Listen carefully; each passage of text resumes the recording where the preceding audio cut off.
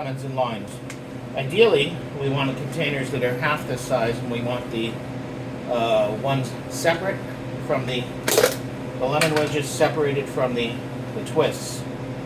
Yeah,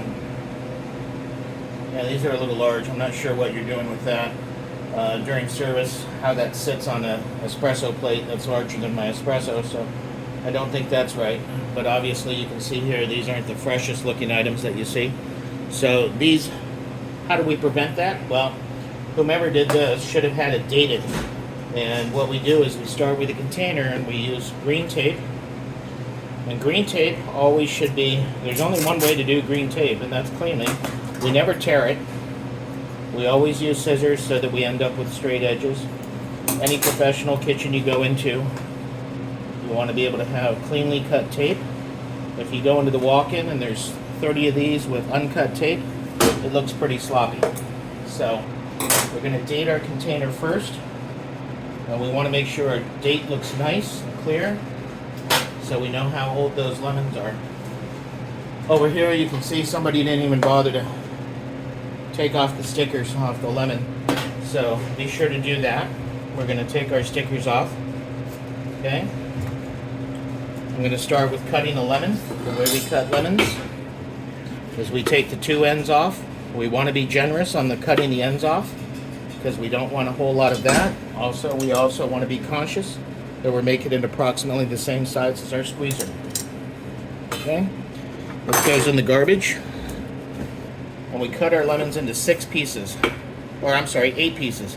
We could go 6, but that's a little bit harder and trickier because then you end up with uneven pieces. Cutting into 8 pieces, it's much easier to do. The way I do it is I did just like that, cutting it into 4. From here I'll take out the pith of the center.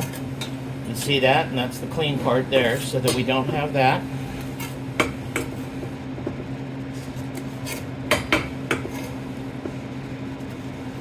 And then from this point, I'll cut these in half, making equal size lemon wedges. Okay? If these had seeds or a good amount of seeds, I would use the tip of my knife just to scrape the seed out a little bit. These are really no seeds at all, actually, which is super unusual. But now, as you can see, these lemons, we have lemons here that are of consistent size.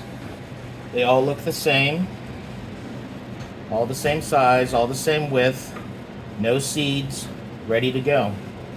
These guys will fit in our little squeezers.